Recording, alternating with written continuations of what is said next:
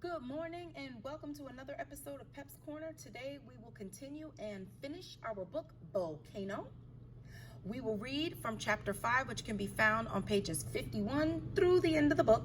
Our focus and purpose for reading is posted on the screen. So make sure, boys and girls, you have your book in hand and are actively following along and reading. Remember to reread a second time so you are coming to shared reading fully prepared. Let's begin. Chapter 5. Volcanoes and life. One day, 100 years from now, a new forest will be growing on the north slope of Mount St. Helens. Everything that lived on the slope before May 18, 1980 will be able to live there again. For the Earth is a planet of life, and volcanoes are part of that Earth. Volcanoes destroy some life when they erupt, but they also help to make life possible. The Earth has many volcanoes. Some are dead or extinct and will never erupt again. Some are active, giving off lava and gases. Many are sleeping or dormant. They are quiet now, but at some time they will erupt again.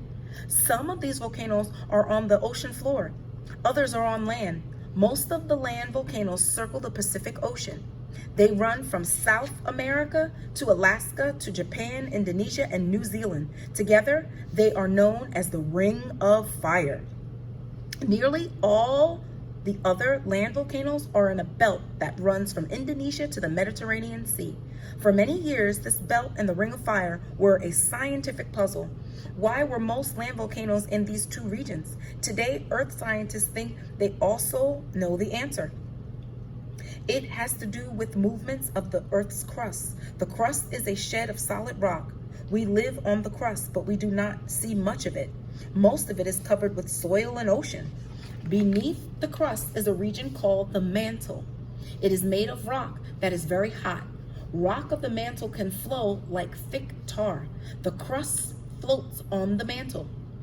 Earth scientists used to think that the crust was all one piece, like the shell of an egg. Now they think it is broken into a number of huge slabs, which they call plates. Each plate is made up of rock of the crust and rock of the upper mantle.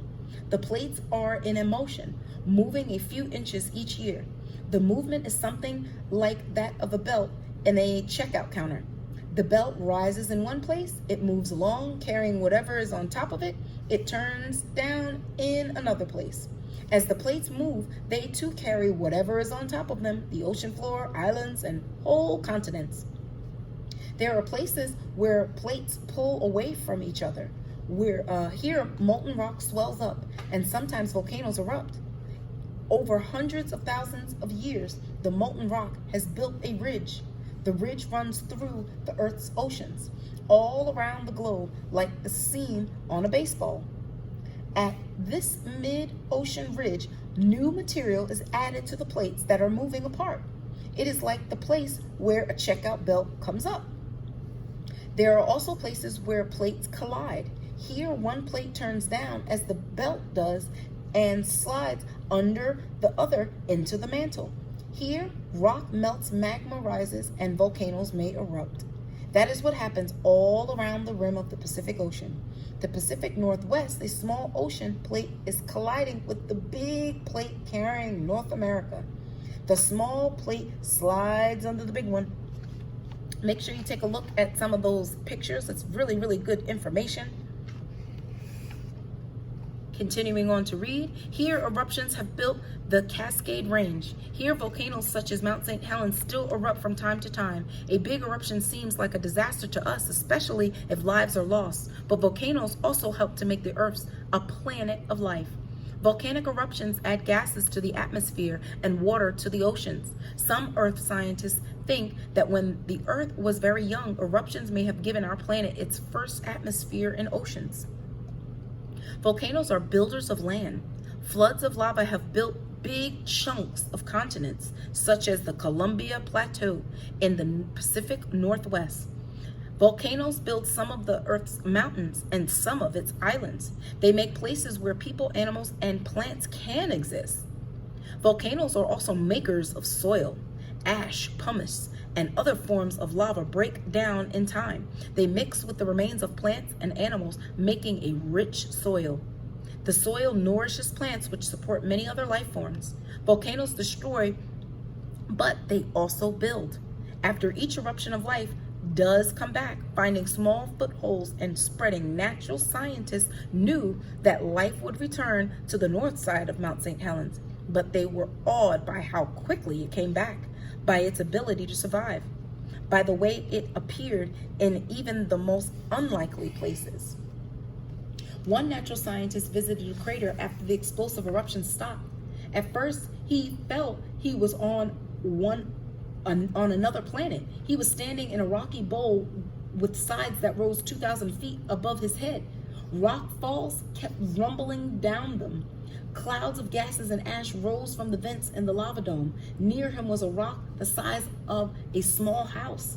The rock, which had erupted from inside the mountain, was a new part of the Earth's surface. A greenish patch caught the scientist's eye. He found that algae, simple green plants, were already growing on the rock. He began to walk around it, looking for life. He saw a ladybug with 11 spots, starting to move around as the sun warmed it. He found a wasp laying her eggs on the rock. He found flies everywhere. Then he came on a different kind of ladybug with only 2 spots. He found a moth that was the same color as the rock. Finally, he discovered a little opening in the rock where a bird had spent some time, perhaps an evening. There were its droppings, which contained the remains of insects. All this life, the scientist said in wonder, on just one rock. Take a look at that picture. That's a huge rock.